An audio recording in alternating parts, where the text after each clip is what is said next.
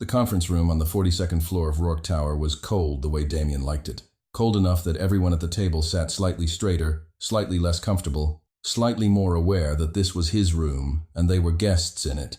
Elena Voss had been making the room that temperature for 3 years.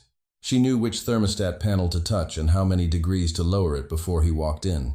She knew which chair to leave empty beside his so that his legal counsel could slide in without anyone having to rearrange. She knew the exact moment, usually 7 minutes into any meeting, when Damien stopped listening to whoever was speaking and started watching the door, which meant he'd already made his decision and was simply waiting for the room to catch up. Elena knew all of it. What she did not know, standing at the credenza with her back to the table and her collar buttoned 1 notch higher than she had ever worn it, was that Damien had noticed the collar before she had even set the coffee down. There were 6 men at the table that morning. 2 were Rourke family attorneys who had flown in from Boston. 1 was the CFO, a quiet man named Arthur Teng, who wore the same expression in every meeting, which was the expression of someone doing arithmetic in his head while other people spoke. The remaining 2 were partners from the investment firm Damien was considering acquiring, men who had spent the flight from Dallas assuring each other that Rourke would be reasonable. They were already learning they had been wrong about that. Damien sat at the head of the table and had not yet touched his coffee, which meant the meeting had not yet officially started, which meant no one was permitted to speak, even though the 2 Dallas men had been sitting there for 11 minutes and were growing visibly uncomfortable with the silence. Elena set the last cup down at Arthur Teng's place and turned to take her seat at the side table where she kept her laptop and the meeting notes. She was 3 steps from her chair when Damien's voice came across the room like something dropped from a height. "Clear the room." Arthur Teng looked up from his invisible arithmetic. One of the Boston attorneys uncapped a pen he had just capped. The 2 Dallas men exchanged a glance that communicated a very specific kind of alarm, the alarm of men who have flown a long way and are now being asked to leave before anything has been decided. Nobody moved for a full 4 seconds, which in a Damien Rourke meeting was an eternity. "Mr. Rourke," one of the Dallas men started, "we do have a time sensitive." I said, "Clear it." He did not raise his voice. He never raised his voice. That was the part people always got wrong when they tried to describe Damien Rourke afterward. They said he was loud. They said he was volatile. They said he had a temper. What he actually had was a stillness that was worse than any of those things. A stillness so total that when something broke through it, the room did not know how to recover. The 2 Dallas men were already pushing their chairs back. The attorneys followed. Arthur Teng closed his folder, nodded once in Elena's direction, in a way that managed to be both professional and sympathetic, and walked out. The door closed. Elena did not turn around. She stood at the side table and set her pen down on top of her notepad and waited, because she had been in enough rooms alone with Damien Rourke to know that turning around before he spoke was rarely the right instinct. "Come here," he said. She turned. He was still seated, which was the detail that unsettled her most. He had cleared 6 people from a $40 million meeting and had not even stood up to do it. His hands were flat on the table. His eyes were on her collar, not on her face, on the place where the top button of her silk blouse sat a full inch higher than it ever had before, and where the fabric, if someone looked closely, if someone already knew what they were looking for, did not quite lie flat against her neck. She walked to the table. She stopped at the corner nearest him, which kept the width of the table between them, and waited. Damien Rourke was 38 years old and had inherited the Rourke family's legitimate holding company at 26 and its less legitimate operations 2 years before that, when his father had a stroke on the 18th green of a golf course in Palm Beach and did not recover. He was not handsome the way men in magazines were handsome. He was handsome the way a city skyline was handsome at 2 in the morning. Impressive, a little dangerous, better appreciated from a certain distance. He had dark hair cut close, a jaw that always looked like it was made to take a punch without moving, and eyes so dark and controlled they had always reminded Elena of deep water, not still water, not peaceful water, but deep water, with a current running somewhere beneath the surface that you could not see until it had you. Right now, those eyes were on her collar, and they were so cold they seemed to hold no warmth at all, not a single degree, like the windows of a building that has been vacant for years. "Tell me his name," he said. Elena's hands did not move. Her face did not move. 3 years of working for this man had taught her that the body was a confessional, and she was not going to confess anything. "I don't know what you're referring to," she said. "Your collar." He said it the way he said everything, flat, factual, no heat in it. "You've worn a size 4 collar for 3 years. Today you buttoned it to the top. Something is underneath it." He paused. "Tell me his name, or I swear to God, I will shut this entire office down tonight." The silence that followed was so complete that Elena could hear the ventilation running through the ceiling. She thought about 6 things in approximately 2 seconds. Whether to unbutton the collar herself and control the reveal. Whether to walk out of the room entirely and tender her resignation by email. Whether to lie. Whether to tell the truth. Whether she even knew the truth. And whether any of this was actually happening. She settled on none of them. Instead, she said, very quietly, "There is no name to give you." Damien stood up. He was 6'2", and the room was not small, but it got smaller when he stood. He came around the end of the table. Not fast. Nothing he did was fast. And he stopped 2 feet from her and looked at her neck with the focused, invasive attention of a man who is accustomed to examining things that don't belong to him and finding them wanting. "Then explain it," he said. "I can't." "You can't, or you won't." "I can't," she said again. And it was the truth, which was the part that terrified her. Not his anger, which she could navigate, but the fact that she genuinely, honestly, with absolute certainty, could not explain the mark on her neck, because she did not know with complete confidence how it had gotten there, and the only version of events she had assembled in her own head was one she could not say out loud in this room, in front of this man, and remain employed, or sane. He looked at her for a long time. She held his gaze, because looking away would mean something, and she refused to let anything she did in this moment mean what he would decide it meant. His jaw was tight. The muscle at the corner of it moved once, which was the only outward sign she ever got from him that something was happening underneath the surface. He reached up, and for one suspended, airless second she thought he was going to touch her collar himself, and she felt something that was not quite fear, and not quite the opposite of fear, move through her like a current. He did not touch her. He lowered his hand. He took 1 step back. "Get the Dallas team back in," he said. His voice was completely flat. "Tell them we'll need 45 minutes. He walked back to his chair at the head of the table, sat down, and picked up his coffee as if she were not there and nothing had happened. And Elena stood at the corner of the table for 3 full seconds before she turned and walked to the door. She did not let herself think about what had just happened. She did not let herself think about the way his hand had moved and then stopped. She did not let herself think about the fact that when she turned away from him, her neck felt warm, as if something had just been missed by a very small distance. She went to the hallway and called the Dallas team back in. She sat at the side table and opened her laptop and typed the meeting notes as they resumed. She was perfectly professional for the next 47 minutes. And at the end of the meeting, when everyone had filed out, she sat alone at the side table for a moment and pressed 2 fingers to the place on her neck that she had been protecting all morning, and tried very hard to remember the night 3 weeks ago, when she had woken up on Damien Rourke's penthouse couch with no memory of the second half of the evening, and a collar she had not bothered to examine until she was already in. A taxi home. She had assumed it was nothing.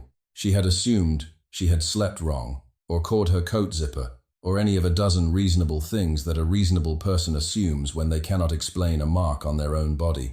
She had not assumed it was what it looked like, because what it looked like was impossible, and because what it looked like would mean that Damien Rourke had looked at it this morning and had not recognized the shape of something he himself had made, which either meant he had no memory of making it, or was performing the absence of that memory, with a dedication that would require a level of deliberate deception she was not ready to assign to him.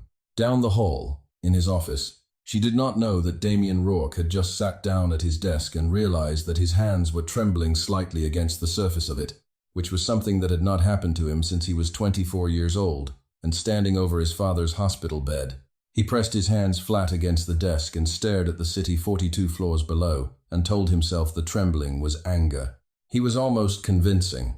By noon, the entire administrative floor knew something had happened in the morning meeting, because the Dallas team had come out looking like men who had walked through a door, expecting a hallway, and found a drop instead, and because Elena Voss, who was famously unreadable, had said exactly 4 words to her assistant Marcus when she passed his desk.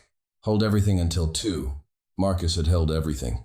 He had also spent the intervening hours being quietly, professionally worried, because he had worked as Elena's assistant for 18 months and had learned to read the gap between what she said and what was actually happening.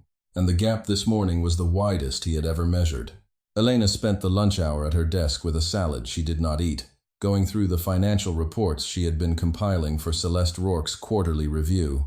Celeste was Damien's first cousin, 8 years older, and held a senior position on the family board as Director of Internal Operations, a title that had been created specifically for her, and that carried, in Elena's clinical assessment, more access than accountability. The reports were routine. They had been routine for 2 years.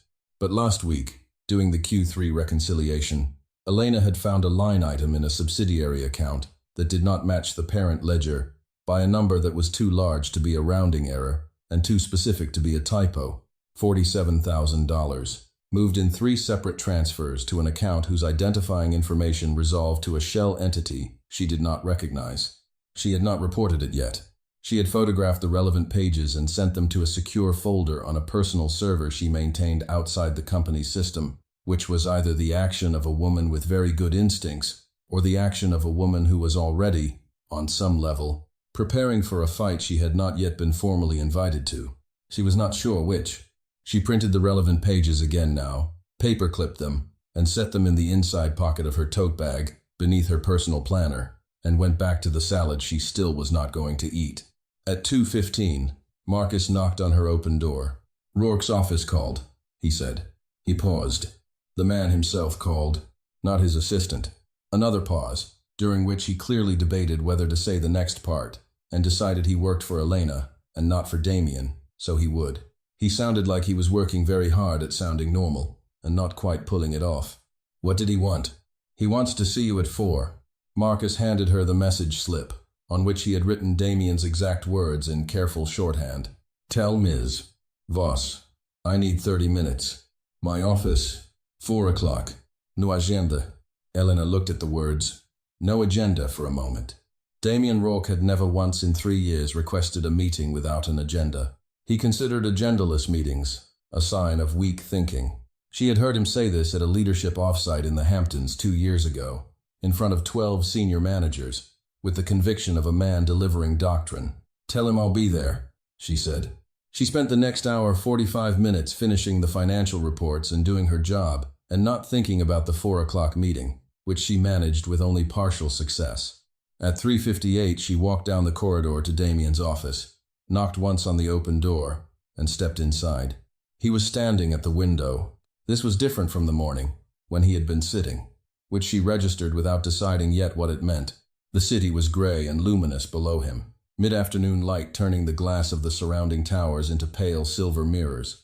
He turned when she came in. His face was composed in that particular way that told her he had spent some time composing it. "Close the door," he said. She did. She did not sit down. Neither did he. They stood on opposite sides of the room, which was large enough that this felt like a choice rather than a circumstance. "The mark on your neck," he said. He stopped. Started again. "I reacted this morning in a way that was—" He stopped again. She watched him search for the word and not find it immediately, which was so unusual that she had to actively work to keep her expression neutral. "Disproportionate," he said finally. "You cleared a $40 million meeting," Elena said. "To ask me about my color." "Yes. And you're telling me that was disproportionate." "I'm telling you," he exhaled, a short controlled sound.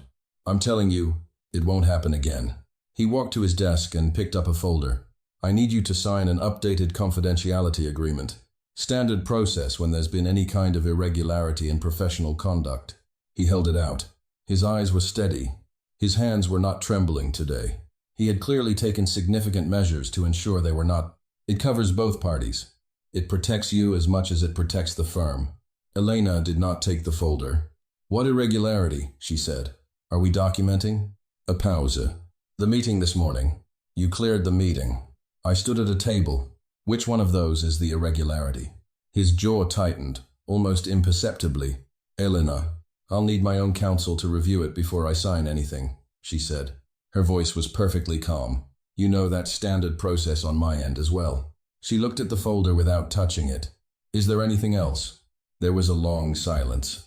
Damien set the folder back on his desk. He looked at her with an expression she had never quite seen on him before. Not anger, not the cold calculation she was used to, but something underneath both of those. Something that looked uncomfortably like a man who had come to this room with a plan and had just watched it not work and was now standing in the wreckage of it trying to figure out what came next. No, he said. That's all. Elena nodded. She crossed the room to the door. Her hand was on the handle when he spoke again, and his voice had dropped by half a register, which was the only real tell she ever got from him, that something had slipped through the surface. I don't. He stopped. The night 3 weeks ago, after the Halverson deal closed. Another stop. You left early. I left at 11, she said, without turning around. You were fine. She could feel him looking at the back of her head. Were you? She opened the door. Good night, Mr. Rourke, she said, and walked out, and did not let herself breathe fully until she was in the elevator with the doors closed, and did not let herself think about the fact that he had asked the question at all, and what it might mean that he had, until she was 3 blocks away on the sidewalk in the October air, walking fast, the financial papers folded in her bag, and the city moving around her in its indifferent, total way. Surveillance has a memory. The order came down at 9 the next morning, routed through Damien's chief of security rather than his personal assistant, which was the detail that told Marcus something was wrong before he even finished reading it. All security footage from the penthouse level, meaning the private elevator, the corridor, and the 2 anteroom cameras outside the residential suite was to be deleted for the period beginning 4 weeks prior and running through 3 weeks prior. The order was signed with Damien's secondary authorization code, the one he used for security matters, and carried a classification that meant it was not supposed to be discussed with anyone below a certain clearance level. Marcus was not at that clearance level. The order had come to him by mistake, routed through Elena's office calendar system, because it referenced a date range that overlapped with a client dinner she had coordinated, and the system had flagged it for her office's awareness. Marcus read it twice. Then he did the thing that 18 months of working for Elena Voss had taught him to do in situations that felt wrong. He made a copy of it, encrypted the copy, and filed it on the secure server Elena used for sensitive documents. He did not tell Elena immediately. He told her at 10:15, when she came back from a meeting with the facilities team, by writing 4 words on a post-it and sticking it to the inside cover of her planner. Camera order. Check server. Elena read the post-it at her desk with a stillness that Marcus recognized as the stillness of someone who has just had a suspicion confirmed and is now deciding what to do with the confirmation. She did not look up from the planner for almost 30 seconds. Then she said, "Thank you," in a tone that told him the conversation was over and that he had done the right thing. And he went back to his desk and spent the rest of the morning answering the emails she was not answering. Elena sat very still at her desk and thought. The camera deletion order, taken alone, could mean a number of things. Damien was a meticulous man who had legitimate reasons to control what footage existed of his private floors. It was not, on its face, sinister. But the date range it specified was not random. It was precise. It covered exactly the window of time that included the night of the Halverson deal closing, and it had been issued the morning after she had told him, standing in his doorway, that she could not explain the mark on her neck. That sequence was not coincidence. That sequence was a man trying to erase something he was afraid of, which meant there was something to erase, which meant that the version of events she had been quietly, reluctantly assembling in her own head was not as impossible as she had been telling herself. She opened the secure server. She looked at the camera deletion order. She looked at the financial documents she had filed there the day before. Then she picked up her phone and sent a single text message to a personal contact, not a work contact. Not someone in the Rourke network, a woman named Dana Park who was an attorney, and whom Elena had known since law school, who did not work for any family connected to anything Damien Rourke had ever touched. The text said, "Can you meet this week? Not urgent, but important. Personal matter. Potentially legal." Dana replied in 4 minutes. Thursday. Known. The place on Bleecker.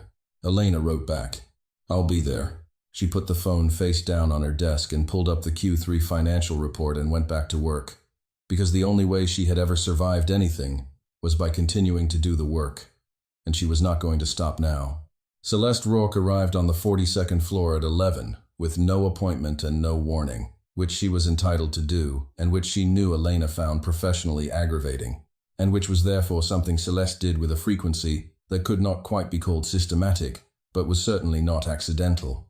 She was 46, slim in the way of someone who runs 5 miles every morning, not for enjoyment but for the same reason she did everything else, to be undeniably, unassailably in control of herself. She had Damien's coloring, the dark hair and the sharp jaw, but where Damien's face had a quality of compressed force, Celeste's had a quality of careful exposure, management, the look of someone who had decided exactly how much of themselves to show, and had been showing exactly that amount for so long that it had become indistinguishable from authenticity. "I need the Q3 subsidiary reports by end of day," Celeste said. She did not say good morning. She had never once in Elena's tenure said good morning. All of them, including the Meridian Group line items. Elena looked up from her screen. "I can have them to you by 4, she said. "I'm finishing the reconciliation now. I need them by 2. Then I'll need an extension on the Halverson supplemental, which is also due today." Celeste smiled at her with a warmth that did not reach her eyes or her voice or any identifiable part of her. "The Halverson supplemental is Damien's priority. If you need to renegotiate that deadline, you'll need to take it up with him." She turned to go, then turned back, as though she had just remembered something. "Elena, I wanted to say, I hope things aren't uncomfortable for you here. After yesterday morning, Damien can be." She paused, with the air of someone choosing a word carefully. "Intense. About certain things. His people, especially. He has a tendency to overprotect what he considers his." She let the word his sit there a moment. "I just want you to know, the board is aware of the dynamic, and if you ever felt the professional environment was becoming inappropriate, there are channels." Elena held Celeste's gaze with an evenness she had trained herself to produce on demand. "Thank you," she said. "I'll keep that in mind." Celeste nodded and left, and Elena turned back to her screen and started a new document, and in the top line wrote the name Meridian Group, and beneath it began typing everything she remembered about the $47,000 discrepancy, including dates, account numbers, and the full sequence of the 3 transfers, from memory, because 3 years of managing detailed financial records for one of the most operationally complex private holding companies in New York had given her a memory for numbers that was, according to her previous employer, freakish. She saved the document to the personal server. Then she pulled up the Q3 reports and got back to work. Damien's request came at 3 in the afternoon. Not through his assistant, not through the calendar system, he came himself. He appeared in her doorway the way he always appeared. Without sound, without warning, as though the building simply produced him. Elena's office had glass walls facing the open floor, which meant she usually had a few seconds of warning when anyone approached. Damien moved in such a way that those few seconds were never enough. "Close your door," he said. She closed it. He sat in the chair across from her desk, which was unusual. He almost never sat when he came to her office. He stood, because standing meant the conversation could end at any moment, on his terms, at his pace. Sitting meant he intended to stay. Elena noted this, and filed it without showing that she had. "I have a proposal," he said. He set a folder on her desk. It was the same folder as yesterday, or a version of it thicker now. "The agreement has been revised. It now includes a clause that restricts any inquiry or disclosure related to events occurring on company property during off hours, and a clause that formalizes your position with a title adjustment and a 30% compensation increase." He said it without inflection, as though he were proposing a change to a meeting schedule. "In exchange, you would agree to a confidentiality standard regarding any matters that might be considered." He paused, and she could see him choosing the word the way she had seen him choose words before, with the attention of a man who has learned that words, like all tools, can be turned ambiguous. "Ambiguous," Elena repeated. "Events whose full context is not clear to either party." She looked at the folder. She thought about the camera deletion order. She thought about the $47,000 in the Meridian Group account. She thought about the text she had sent Dana Park that morning, and the fact that she had a meeting on Thursday. And she thought about what it would mean to sign this document before that meeting. "I'll need time to review it," she said. "Of course." He did not move. "How much time?" "End of the week." Something shifted almost imperceptibly in his expression. That works, he said. He stood. He picked up the folder, which surprised her. She had expected him to leave it, but he tucked it under his arm and walked to the door, his hand on the handle. He stopped without turning. Elena. A pause that lasted long enough to be a whole sentence on its own. 3 weeks ago, after the deal, when you left at 11, were you alone when you left? The question was quiet, carefully quiet, the way something is quiet when a great deal of effort has been spent on making it that way. Elena looked at his back, at the set of his shoulders, at the way his hand had tightened just slightly on the door handle. Yes, she said. I was alone. He nodded, once, his back still to her, and she could not see his face, but she could see the small release of tension in his shoulders at the word alone, which was a release so controlled that most people would have missed it, and which told her more about what he already knew, or suspected, or feared, than any answer she could have given him. He opened the door and walked out. She turned to her computer and found that her hands, which she had held completely steady through the entire conversation, were now very slightly unsteady as they rested on the keyboard. She sat on them. She gave herself 60 seconds. Then she opened the Q3 reports and finished the reconciliation and sent the files to Celeste at 3:59, 1 minute before the revised deadline, because that was who she was, and she was not going to be anything less than that right now. Thursday's meeting with Dana Park lasted an hour and 40 minutes, well past the lunch hour, because Dana was the kind of attorney who did not stop a conversation once she had begun to see its shape, and what she saw in Elena's shape that afternoon made her set down her sandwich at the 12-minute mark and not pick it up again. Elena laid it out methodically. The Meridian Group discrepancy, the 3 transfers, the account information, the camera deletion order, and the revised confidentiality agreement she had not yet signed. She did not tell Donna about the mark on her neck. That part was not relevant to the legal picture, and more importantly, it was the part of the picture she could not yet see clearly herself, and Elena did not speak to attorneys about things she could not see clearly. The financial irregularity is actionable, Dana said, when Elena had finished. If it's what it looks like, it could rise to the level of fiduciary breach, possibly fraud, depending on the destination of those funds. She looked at Elena steadily. How exposed are you if this comes out? I found it doing my job, Elena said. I documented it the same day. I haven't touched any of the accounts. The NDA, they're asking you to sign. Dana pulled the copy Elena had brought. She read it. Her face was professionally neutral, but Elena had known her for 8 years and could read a neutrality that was working harder than usual. This would effectively silence you on any events connected to Rourke family operations going back 2 years. The financial records fall within that window. She set the document down. Elena, if you sign this, you waive your ability to report the irregularity to any external authority. I know, so we need to move before they pressure you to sign, or manufacture a reason to terminate you. Dana was already making notes. I want to contact the Rourke family's independent legal counsel, not Damien's personal attorneys, the board-appointed firm. They have a fiduciary obligation to the family entity that supersedes any individual member's interests. If Celeste is moving money out of a subsidiary, the board counsel needs to know. She looked up. Do you trust your documentation? Completely, Elena said. Then let me make a call. Dana picked up her phone. And Elena. She paused, in the careful way. Dana always paused before she said the thing she actually needed to say. Whatever else is happening in that building, whatever the personal part is, that's separate. Keep it separate, at least until the legal piece is resolved. Elena looked at her. There is no personal part. Dana looked back at her. In 8 years, she had learned to read the gap between what Elena said and what Elena was not saying. And the gap right now was, in Dana's professional estimation, significant. Okay, Dana said, in the tone of someone who very much did not believe that but had the judgment to leave it alone. She made her call.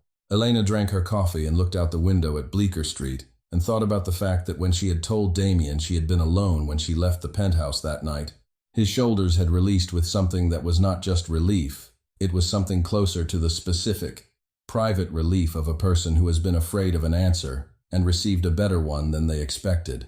And she thought about what it would mean that he had been afraid of that particular answer, and what it said about what he already knew. She thought about it all the way back uptown on the subway, and then she stopped thinking about it, because she had learned a long time ago that thinking about Damien Rourke after hours was how people in her position got into trouble, and she was already in enough. The request for the all-hands senior leadership meeting came on Friday morning, issued by Celeste in her capacity as Director of Internal Operations, which she had the authority to do, and which she had exercised on average twice a year for as long as Elena had been with the company, usually to announce something structural, a reorganization, a new compliance framework, a change in reporting lines. Today's meeting had no stated agenda, which was unusual. It was scheduled for 10 in the large boardroom, and the list of attendees included every department head and the full family board minus 2 members who were traveling. Elena was on the list as minute keeper, which was her standard function in all-hands sessions and which she had never been removed from. She was removed from it at 9:45 via an email from Celeste's assistant informing her that minute-keeping responsibilities for today's session had been reassigned to the corporate secretary's office. The email was cordial. It gave no reason. It was the kind of email that was designed to be impossible to object to professionally, and Celeste knew this, and Elena knew that Celeste knew this. Elena forwarded the email to Dana Park. Then she went to her desk and reviewed the Meridian Group documentation one more time, added 2 additional pages of supporting analysis she had completed the night before, and sent the complete package encrypted to the address Dana had given her for the Rourke family's independent board counsel, a firm called Whitfield Carver that operated out of a midtown building and had represented the Rourke family trust for over 20 years. The transmission log showed received at 9:51 a.m. She was at her desk at 10, working, when the all-hands meeting began without her 30 floors above. Marcus came back at 11:40 with the expression of someone who has overheard something significant and is trying to decide how much of it to share. Elena looked at him once and said, "Close the door," and he did. And then he told her what he had heard from 2 of the department heads who had come out of the meeting looking, in his words, like they had been told something that contradicted something they had been told before. Celeste had addressed the board and senior leadership with a concern about access security. Specifically, she had raised the matter of a junior executive-level employee not named directly, but described in terms that made her identity obvious to everyone in the room, who had worked there longer than a year, who had been granted an unusual level of access to sensitive financial systems over the past 18 months, access that, in Celeste's framing, exceeded what was operationally necessary and had potentially been obtained through, as she put it, a professional relationship that had developed beyond appropriate parameters. "She didn't say your name," Marcus said, "but she described your access, clearance level, and the systems you have access to, and she said your name was going to be—" He stopped. Started again. "She said the situation was being evaluated by HR, and that any changes to access or reporting structure would be communicated by end of week." Elena was quiet for a moment. "What did Damien say?" she asked. Marcus hesitated. "He didn't." The silence in the room took on a different quality. "He didn't say anything," Elena said, and it was not quite a question. "He didn't contest it," Marcus said, carefully. "He was there. He heard all of it." One of the attorneys, the Boston guy, the tall one, he looked at Rourke like he was waiting for him to respond. And Rourke, just Marcus, made a small gesture with his hands that conveyed someone who has removed themselves from a situation they could have addressed. He told Celeste to keep the board apprised and left the room. Elena absorbed this. She thought about Damien's shoulders in her doorway, that small release of tension. She thought about the folder he had taken back. She thought about a man who could clear 6 people from a $40 million meeting to demand the name of whoever had put a mark on his assistant's neck, and then stand in a boardroom and say nothing, while his cousin implied that the assistant had obtained her position through improper means. The gap between those 2 versions of the same man was not comfortable to look at directly. So she didn't. She looked at Marcus instead. "Can you get me the building access log for the Halverson closing night?" she asked. "The log that shows who was on the penthouse floor. It should be in the facilities system, not the security system." Marcus was already writing it down. "When do you need it?" "Today, if possible." "Done." He stood to go. "Marcus." He turned. "Thank you. For the post-it, for all of it." She said it simply, because she was not effusive by nature, and he knew that. And what she meant by those 3 words was considerably larger than what they contained, and he understood this perfectly. "You would have found it yourself," he said. "I just made it faster." He went back to his desk. Celeste came to her office at 2 in the afternoon. and this time she did not make any pretense of cordiality. She closed the door herself, stood in front of it, and looked at Elena with the clear-eyed assessment of someone who has decided that the quiet phase of a conflict is over. "I think we both know what's happening," Celeste said. "And I think we both know the cleanest resolution for you." "Do we?" Elena said. "You're good at your job." Celeste said it, the way someone gives a fact they find mildly inconvenient. "You've been effective and professional, and Damien has relied on you to an extent that I've considered," she paused, "operationally imprudent for some time. But the situation has become untenable, and I think you're smart enough to see that a graceful exit, with a strong reference, and an appropriate severance package, is better for everyone than whatever you're considering." "What am I considering?" Elena asked. "I don't know exactly, but you've been in the financial systems outside normal hours, and you're not the kind of person who does things without a reason." Celeste's voice was very even. "I want to be direct with you, Elena, because I think you deserve directness. Whatever you think you found, it's not going to go where you think it is. Damien will protect the family structure above any individual loyalty, and right now, the narrative in that building is moving in a direction that is not favorable to you. You can stay and fight that narrative, or you can leave with your reputation intact."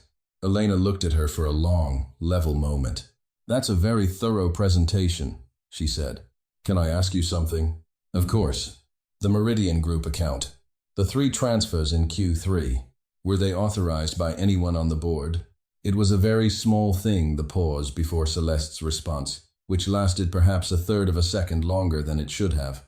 Not long enough for most people to catch. Elena was not most people. "I don't know what you're referring to," Celeste said. "I think you do," Elena said. Her voice was quiet and exact.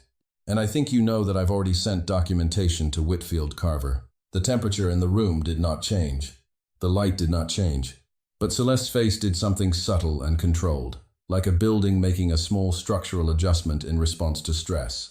"That was—" She stopped. "That was impulsive," she said. And for the first time, Elena heard something in Celeste's voice that was not performance. It was information. "I don't really do impulsive," Elena said. Celeste looked at her for a long moment. "You're making a significant mistake," she said finally, in a voice that was quieter and more direct than anything she had said so far. The voice under the performance, which was considerably more dangerous than the performance itself. "Whitfield Carver are family counsel. That means Damien will know about your disclosure within the hour." She turned to the door, opened it, "and then we'll see what his loyalty to you actually amounts to." She left. Elena turned to her computer. Her hands were steady. She pulled up the building access log that Marcus had sent her 20 minutes earlier, the one from the facilities system, which predated the security system and therefore had not been covered by the camera deletion order. The log showed 6 names on the penthouse floor the night of the Halverson closing. 4 of them had checked out before 10 p.m. One of them had checked out at 11, which was Elena's own exit time. The 6th name had not checked out at all that night, because the 6th name lived there.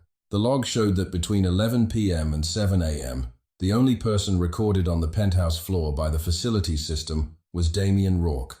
No one else. No visitor entry. No guest log. Only him, and then her exit, and then him alone. She read it twice. Then she saved it to the personal server alongside everything else, leaned back in her chair, and looked at the ceiling for exactly 30 seconds. She was not afraid. She had stopped being afraid of this version of the story, approximately 14 seconds into reading the access log, because fear requires uncertainty, and she no longer had the luxury of uncertainty. What she had instead was clarity, which was harder to carry than fear, but considerably more useful. She sat forward, pulled up her email, and wrote a message to Dana Park that said, "Building access log confirms. No guests. Can we call tonight?" Dana responded in 7 minutes. "Already spoke with Whitfield Carver. They're moving. Call me at 7. Elena closed her email. She opened the Q4 budget projections that were sitting in her task list and got back to work. The building moved around her, its corridors busy with the afternoon's business, its elevators carrying people between floors, its conference rooms full of conversations she was not in. Somewhere above her, she knew, Damien Rourke was being told by his family's independent legal counsel that his assistant had filed a financial disclosure report that morning. She did not know what he would do with that information. She had spent 3 years trying to understand how Damien Rourke worked, and there were still parts of the mechanism she could not map. That was the part she sat with, for just a moment, before the Q4 projections pulled her back. The fact that after all of it, after the folder and the camera order and the boardroom silence, there was still a version of him she could not quite see around, the version that had asked, in a doorway, in a voice half a register lower than usual, whether she had been all right when she left. She closed the thought the way you close a window in cold weather, firmly, with both hands, and without looking out. The Whitfield Carver attorneys arrived at Rourke Tower on a Monday morning at 8 a.m., before most of the administrative floor had come in, and they came with a partner and 2 associates, and a court-certified forensic accountant, which was not how Whitfield Carver usually operated, and which told the handful of staff members who saw them arrive that whatever was happening was being treated with the kind of seriousness that required people rather than emails. They went directly to the executive conference room on the 38th floor, not the 42nd, not Damien's floor, but the board floor, and the first call they made was not to Damien. It was to the 3 independent board members, who did not carry Rourke family names. Elena knew they had arrived because Marcus sent her a text at 8:12 that said simply, Whitfield Carver, 38th floor, big group. She was already in a taxi when she read it. On her way in from her apartment in Brooklyn, she put the phone in her bag and looked out the window at the East River, silver and flat in the early morning light, and thought, all right, here we go. The summons came at 10. Not from Whitfield Carver, not from HR, not from Celeste, it came from the board secretary's office, formally worded, requesting her presence in the conference room on the 38th floor at 11 a.m., in connection with a financial compliance review. The summons listed her as a material witness, not a subject. She noted this distinction carefully and forwarded it to Dana, who replied within 3 minutes. I'll be there.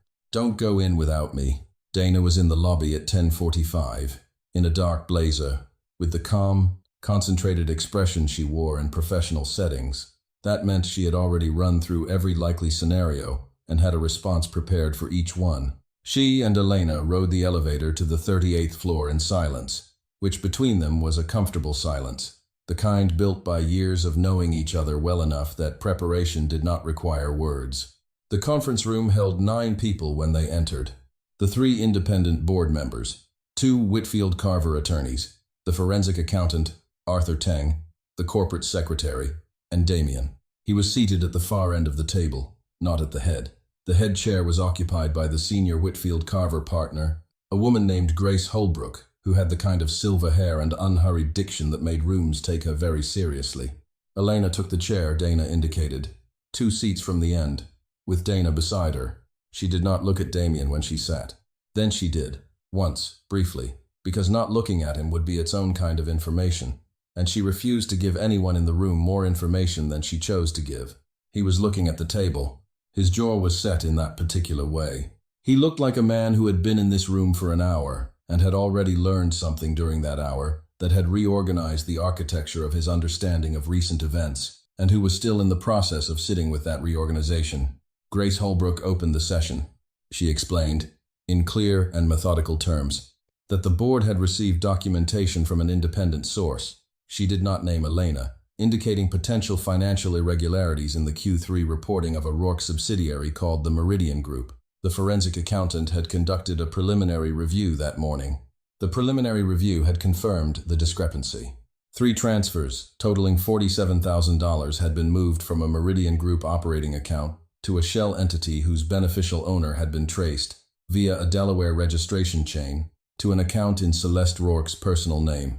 One of the independent board members, a man named Howard Garrett, who had been on the board for 11 years, and who chose his words the way surgeons choose instruments, asked whether the individual responsible had been notified. Grace Holbrook said that notification was the purpose of this meeting's second phase. She asked whether Miss Voss was prepared to confirm the documentation she had provided. Elena said yes. She walked through the documentation. She was precise and thorough and did not editorialize. She confirmed dates, account numbers, the sequence of transfers, and the chain of custody of the documents, including the fact that she had retained copies on a personal server outside the company's network from the first day she had noticed the discrepancy. She stated that she had made no alteration to any financial record, and had notified independent counsel before taking any action. She answered every question Grace Holbrook and Howard Garrett asked, and she answered them with the completeness and steadiness of someone who has been doing an honest job and can account for every minute of it. She did not look at Damien throughout any of this. He had not looked up from the table. When the financial portion of the meeting concluded, Grace Holbrook paused in the way that indicated she was moving to the second agenda item, and Elena felt, rather than heard, a subtle shift in the room's atmosphere, a slight tightening, a reorientation, the way air changes before something structural happens. "There is one additional matter," Grace Holbrook said, "that has come to the board's attention in connection with the employment circumstances of Ms. Voss." She looked at Elena. "Are you aware that a security footage deletion order was issued approximately 1 week ago for the penthouse level, covering a 4-week period?" "I am," Elena said. "I have a copy of the order in the same documentation file." Grace Holbrook turned to the corporate secretary, who produced a tablet. The order covered, among other cameras, the 2 ante-room cameras outside the residential suite. This matters because in connection with the financial review, this firm also received a supplemental document from Ms. Voss's counsel, a copy of the building facilities access log for the penthouse level on the night of the Halverson deal closing. The log is inconsistent with certain representations made before this board in recent days regarding Ms. Voss' professional conduct. She looked at the table at large. Additionally, and this was provided voluntarily by a member of Mr. Sabo Rourke's own administrative team, with appropriate authorization, it appears that while the security camera footage was deleted from the primary server, an automatic backup was retained on a secondary archive that was not covered by the deletion order. The room was very quiet. "The backup covers the corridor camera outside the residential suite," Grace Holbrook said, "for the night of the Halverson closing. I am going to ask the corporate secretary to display the relevant segment now, with the awareness that this is evidentiary material in a formal compliance proceeding and will be treated as such." The tablet screen was mirrored to the conference room display. The footage was grainy, time-stamped, black and white. It showed a corridor, a door at the end of it. The timestamp ran from 11 p.m. to 11:12 p.m., then jumped to the next morning. In the 11 p.m. to 11:12 segment, one figure was visible. Elena Voss, in the coat she had worn that night, stepping into the elevator. Alone. The elevator doors closed. The corridor stood empty. The door at the end of it did not open again until 7:14 the following morning. No other figure. No visitor. No one entering or leaving through any other access point during the intervening 8 hours. Elena heard one of the board members exhale slowly. She heard Arthur Teng set his pen down with a faint, precise click. She looked, for the first time since sitting down, directly at Damien. His face was the color of something that has had the color taken out of it. He was looking at the screen. He was looking at the corridor, at her figure in the grainy footage stepping into the elevator alone, and his face held an expression she had never seen on him before, not in 3 years, not in any meeting, not in any of the difficult moments she had managed alongside him. It was an expression of a man who has just been shown irrefutable evidence that he did something he had been telling himself, with increasing desperation, that he might not have done, and who is now sitting in a room full of people while that evidence plays on a screen, and who has no mechanisms left to manage what that means. He looked, she thought, like a man who had just watched himself fall and land, and was still registering the impact.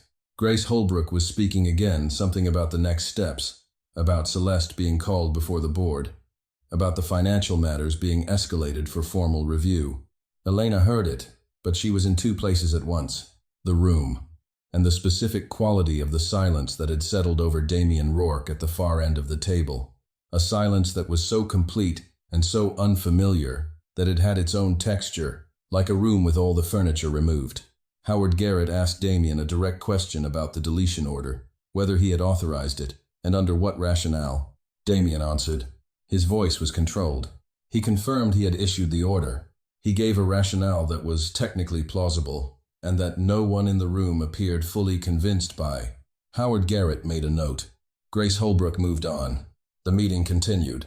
At the end of it, when the board members and attorneys were gathering their papers, when Arthur Teng had said something quiet to the forensic accountant, when Dana had squeezed Elena's forearm once, briefly, under the table, Damien stood. He pushed his chair back and stood, and he looked at Elena across the length of the table, and the look lasted 3 full seconds, which in a Damien Rourke meeting was, as she well knew, an eternity. She looked back at him. She did not look away. She let him see whatever he needed to see in her face, because she was done managing what he saw in her face, and the relief of that, the specific exhaustion of dropping something you have carried very carefully for a very long time, moved through her like weather. He was the one who looked away. He walked out of the conference room without speaking to anyone, and the door closed behind him, and Elena sat for a moment in the quiet that followed, and Donna was saying something practical and necessary about next steps, and she heard it, and she answered it, and she was already thinking about Celeste, and what came next, and the fact that there was still at least one confrontation remaining before any of this was finished. She had known that since Thursday. She had been ready for it since then. She was ready for it now. The supplemental material from the second backup server, which Marcus had located, accessed, and copied without being asked. Because Marcus was the kind of person who understood that sometimes the most important action is the one no one has yet thought to request, included not just the corridor footage, but 4 minutes of audio recovered from a damaged anteroom recording that the deletion order had not fully overwritten. Audio that Whitfield Carver's forensic technician had partially reconstructed, and that contained, among other sounds that were indistinct, a voice, Damien's voice, pitched low, unmistakably his saying a name twice. Her name, Elena, not in anger, not with the authority he usually carried it in, just her name, twice, in a register she had never heard from him. The kind of register that has no professional category. Grace Holbrook had not played this audio in the meeting. She had referenced it in a private sidebar with Dana as potential corroborating evidence for a hostile work environment claim, if Elena chose to pursue one. Elena had listened to Grace Holbrook's description of the audio and felt something shift in her chest, in a way she could not categorize cleanly and did not intend to categorize at all, at least not today, at least not in a conference room on the 38th floor of a building where she still had work to finish. "I'm not pursuing a harassment claim," she told Grace Holbrook, who had nodded with the precise neutrality of someone who had expected this answer and had her own opinion about it, and was keeping that opinion in its appropriate compartment. "That remains your prerogative," Grace Holbrook had said. "The documentation will be retained." Elena had thanked her and gone back to her office and spent 45 minutes responding to emails.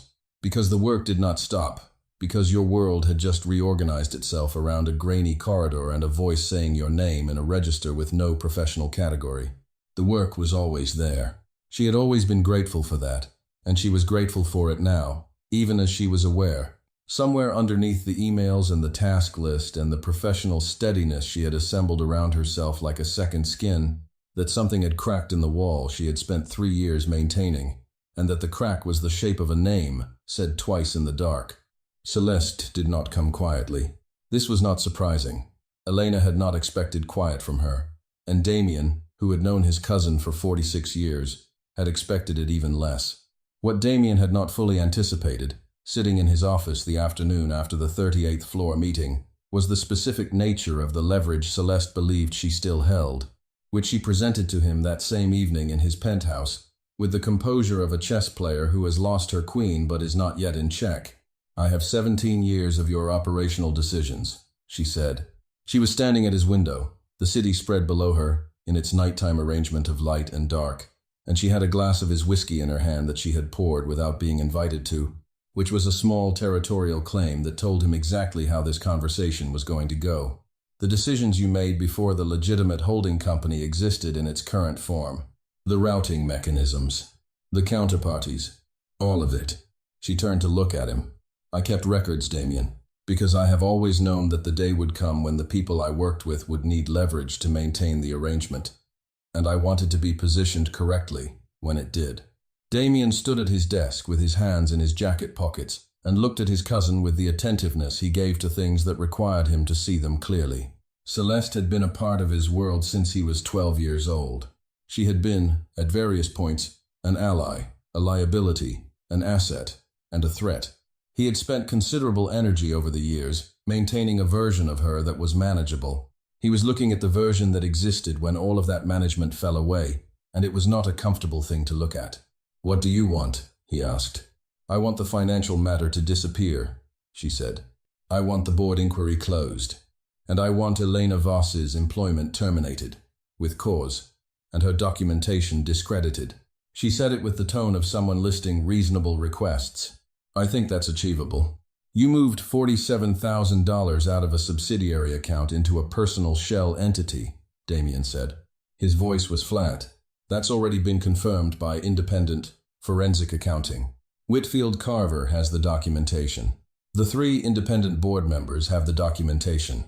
What exactly are you proposing to disappear? I'm proposing, Celeste said carefully, that your family's operational history is considerably more complicated than $47,000, and that the people who would need to evaluate the Meridian Group discrepancy in context might find the context instructive. She looked at him steadily. I'm proposing that you have more to lose than I do, if this becomes a full inquiry, and that we both understand this, and that we make a decision accordingly. Damien crossed the room to the window and stood beside her, not close, but close enough that she turned slightly to keep him in her field of vision, which was what he had wanted to see her face from the angle where her control was thinnest. Let me tell you what I understand, he said. I understand that you've been moving money out of family accounts since the 3rd quarter of last year. I understand that you used a shell entity in Delaware that took you 7 months to construct, which means this wasn't impulsive, this was planned.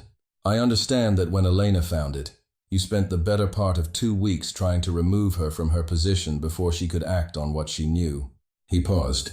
And I understand that the records you're referencing, the operational records from before the restructure Whitfield Carver, has already been briefed on the historical framework. By me, because I briefed them when the holding company was restructured, and the relevant matters have been addressed through appropriate legal channels. He looked at her. So what you actually have is $47,000, and a Delaware registration and my family's forensic accountant who confirmed the discrepancy this morning. Celeste's face did something she had not intended it to do, which was the thing Elena had noticed in her office, that small structural adjustment, the building accounting for a load it had not prepared for. You briefed Whitfield Carver, she said. 3 years ago, he said, when the company was restructured.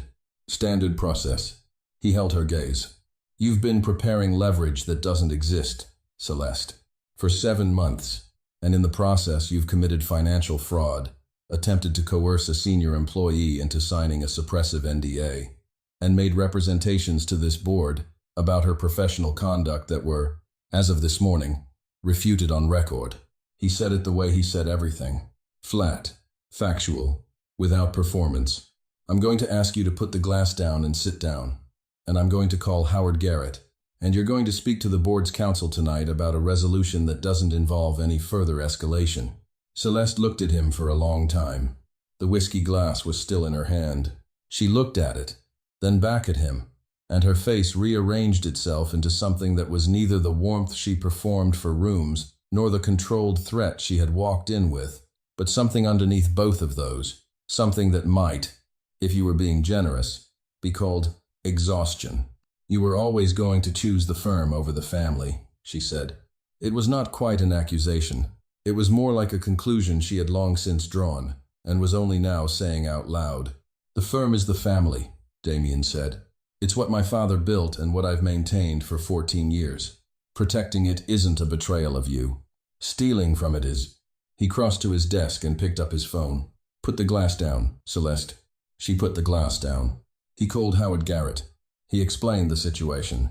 Garrett said he would contact Whitfield Carver that evening and arrange a formal proceeding for the following morning at which Celeste would be required to appear with her own independent counsel. He said this calmly, in the tone of someone who has managed difficult situations for long enough that they no longer need to announce that the situation is difficult.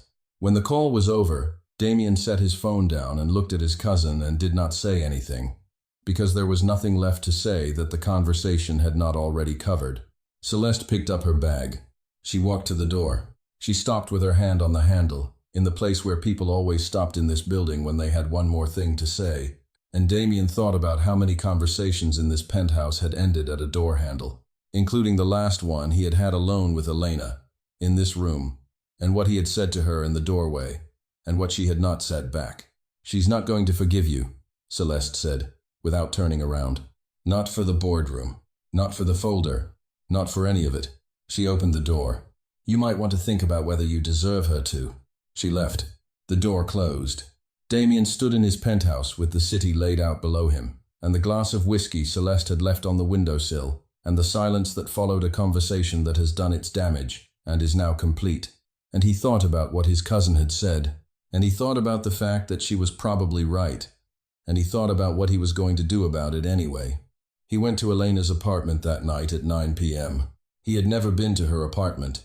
He knew the address because he knew the addresses of everyone who worked directly under him, which was a habit he had developed for security reasons, and which tonight felt like something else entirely.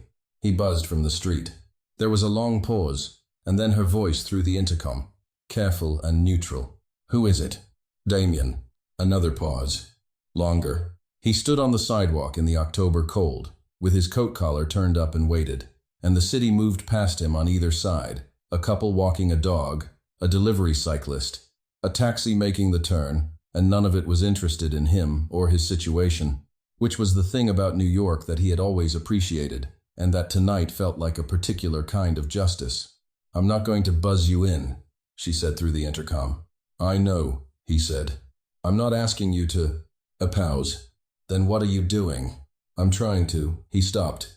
He had been composing versions of this conversation in his head for the last 4 hours, and every version had sounded like something he would have edited out of a business proposal for being insufficiently specific or excessively hedged, and he had not been able to produce a version that was specific and direct in the way he required things to be specific and direct, because the specific and direct version required him to say things he had never said out loud about any person, and the acoustic distance of an intercom in the cold was possibly the most useful limitation that had ever been placed on him. "I'm trying to apologize," he said. "I know how that sounds, coming from me. I know the value of my apologies, given this week. But I'm here, and the alternative is going home, and I'm not." He stopped again. "I'm not able to do that yet." The intercom was quiet for a moment. Then she said, "I'm not opening the door, Damien. I understand. You cleared a meeting to interrogate me about my collar. You sat in a boardroom while your cousin implied in front of the entire senior leadership that I had obtained my position through." She stopped. When she started again, her voice was precise and controlled in the way it was when she was managing something at its edges. "You ordered that footage deleted. You handed me a folder and told me to sign it, and you took it back when I wouldn't. You did all of those things. And I need you to understand that I am standing in my kitchen right now, in my actual life, not your building, not your office. And I don't know what you want from me. I want to tell you what happened that night," he said. "The real version. The one I've been..." He exhaled. "The one I've been not telling anyone, including myself." He waited. The intercom was silent. "I don't expect you to open the door. I'm going to tell you through the intercom, if that's the only option available to me. And then I'm going to go home. And whatever you do with it is entirely..." "Stop," she said. A pause. "I'm going to open the door. Not because I've forgiven anything. Because you standing on my street saying this through a box is too strange, and I want to actually hear your voice when you say it." The door buzzed. He went in. She was standing in the doorway of her apartment on the 3rd floor when he reached it, in jeans and a grey sweater and her hair down, which was not a version of her he had ever seen before, not in 3 years, not in any context. She looked exactly like herself, and entirely different simultaneously, and he stood in the hallway, and she stood in the doorway, and neither of them said anything for a moment that lasted long enough to be its own kind of statement. "I'm not inviting you in," she said. "I know. You can stand there." "All right." He stood there. He looked at her, and he said, "I remember that night. Most of it. The part I told myself I didn't was the part I was most afraid of, and it was the part that was." He stopped. "I had too much to drink. That's not an excuse. I know it's not an excuse. But I was aware enough of what I was doing that I knew, in the moment, that it was." He stopped again. "That it meant something. That you meant something. And waking up the next morning and finding you gone, and knowing what I'd..." He exhaled. "I told myself a story. The story was that you had left before anything happened. Because if that story was true, I didn't have to account for the part where I have spent 3 years maintaining a professional distance from you that I told myself was appropriate management, and that was actually, if I'm being..." He looked at her directly. His voice was entirely flat, which was the only way he knew how to say things that mattered. "Cowardice." Elena looked at him. The hallway was quiet.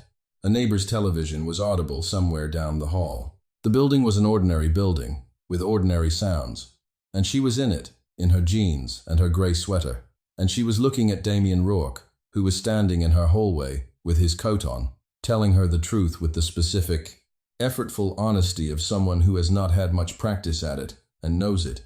"When you saw the mark," she said, "you weren't angry at someone else." "No," he said. "You were afraid it was evidence." "Yes, of what you'd done." "Of what I'd done," he said, "and of what I'd been trying to convince myself I hadn't done, and of the fact that you hadn't said anything, which I decided meant you wanted it erased, and which I used as a reason to erase it rather than as what it actually was. Which was," he paused, "I don't know what it actually was. I don't know what you thought. I've spent the past 3 weeks deciding I knew what you thought and acting on that decision, and I have been—" The pause was long this time. "I have been wrong about most of it." Elena looked at him for a long moment. She thought about the access log. She thought about the intercom, and the 15 minutes in her kitchen listening to his voice do something she had never heard it do, which was reach for something it wasn't sure it was going to be given. She thought about 3 years of proximity and management, and the gap she had maintained with the same dedication he had maintained his, and what it had cost both of them to maintain it, and whether the cost had been worth what it purchased. "I didn't say anything," she said carefully, "because I wasn't certain enough of what had happened to say anything that was true. And I don't say things I'm not certain of." She looked at him, and I hadn't decided I wanted it erased. I decided I needed to understand it before I did anything with it. "That's not the same thing." He was very still. "I know that now. You should have known it before." "Yes," he said, "I should have."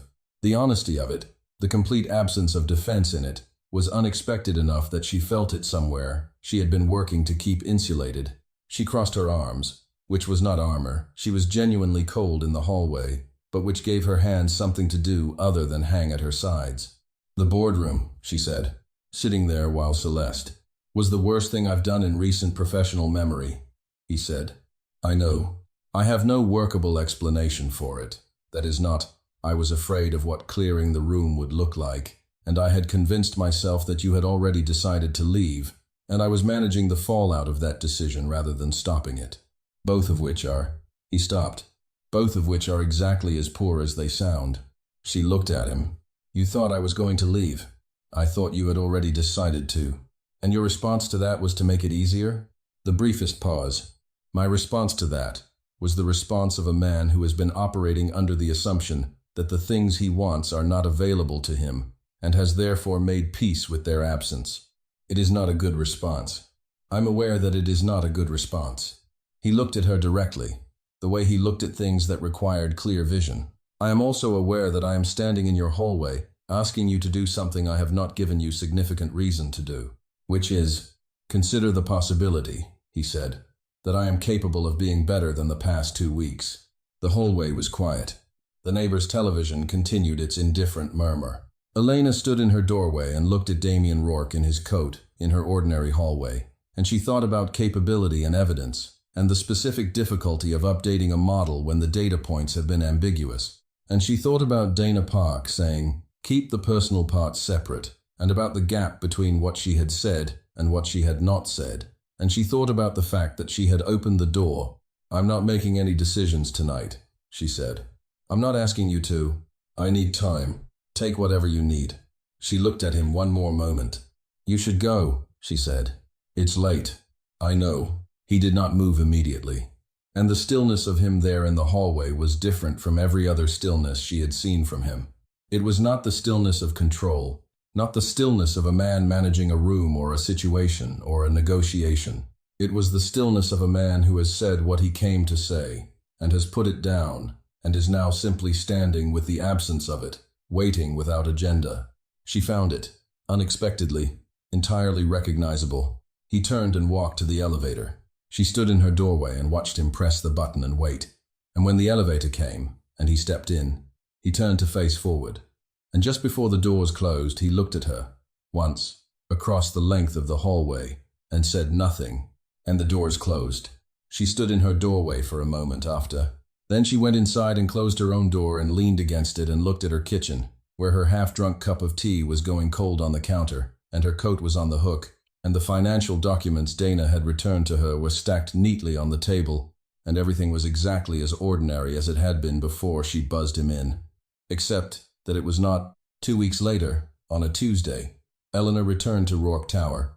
Not to her old desk. The compliance proceeding had resulted in a formal review of her role, and during the review period she had been working from home with full access to her systems, which was not a suspension, and was not a reassignment, and was the kind of liminal professional state that her attorney Dana Park had approved of, and that Elena had treated as any other work arrangement, which was to say, with complete professionalism and absolutely no wasted time.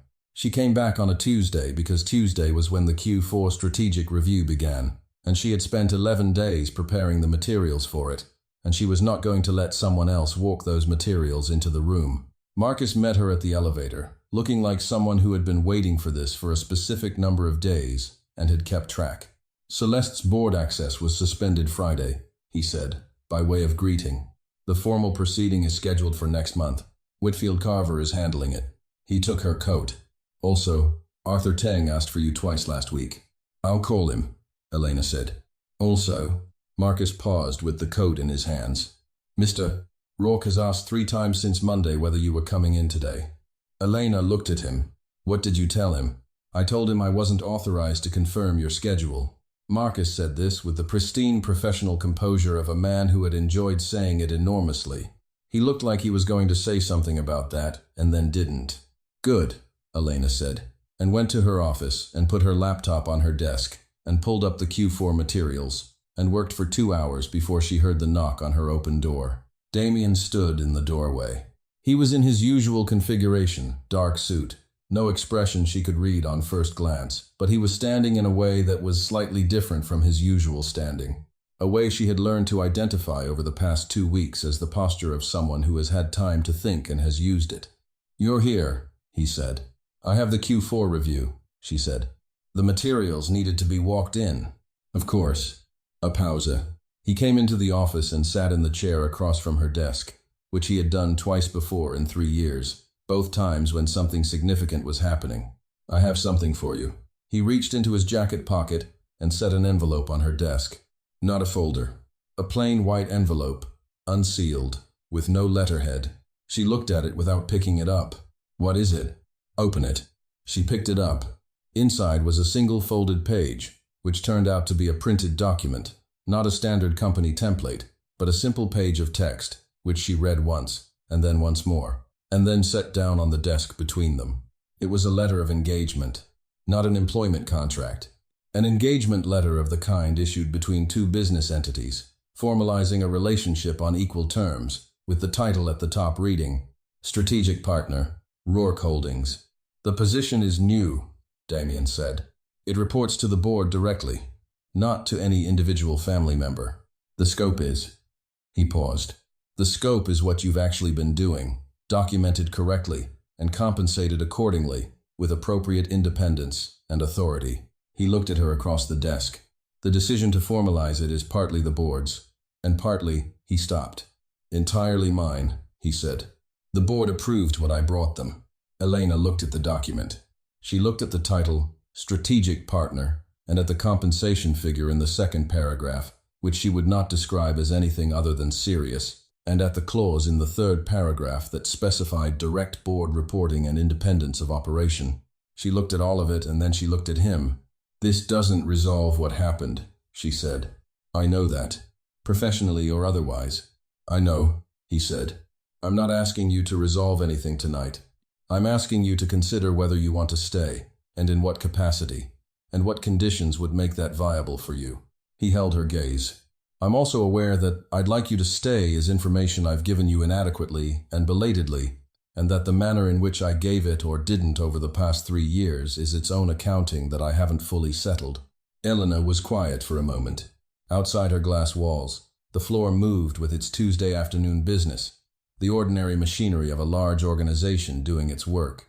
She had spent 3 years in this building doing her work carefully, completely, with the precise dedication of someone who had decided that the work was enough, that the work would always be enough, and who had known for almost as long that this was a decision she had made, because the alternative was wanting something she had convinced herself was not available. She looked at the man across from her who had spent the same 3 years making the same kind of decision, with the same inadequacy of honesty about why, and she thought about what it costs two people to maintain that kind of distance and whether either of them had gotten value for the expenditure.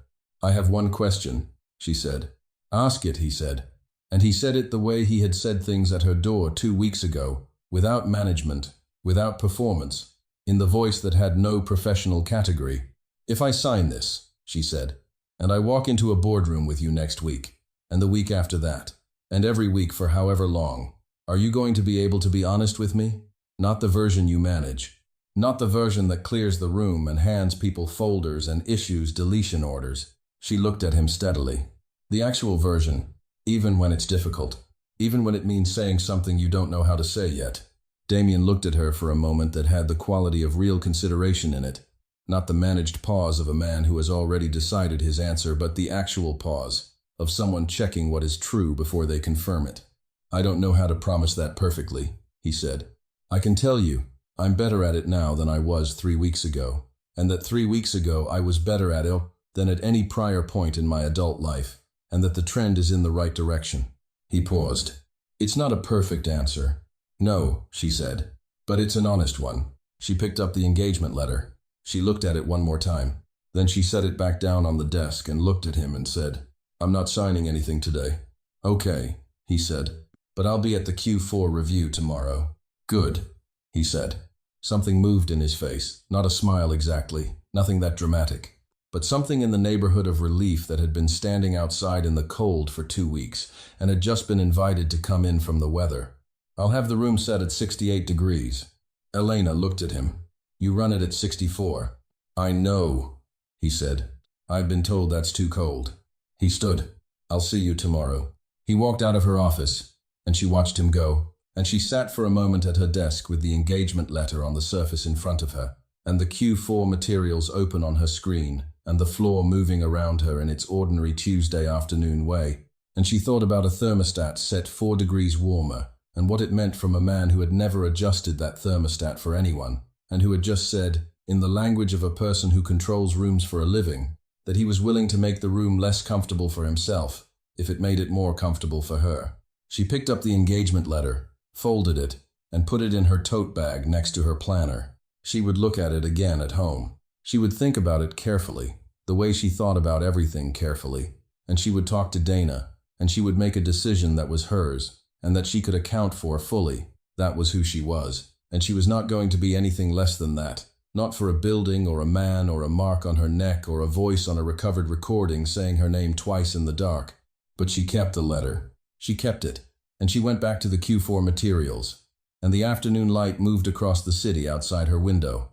October going gold and specific the way it does in New York, when the air is cold and the light is low, and everything looks, for a few weeks, exactly as significant as it is.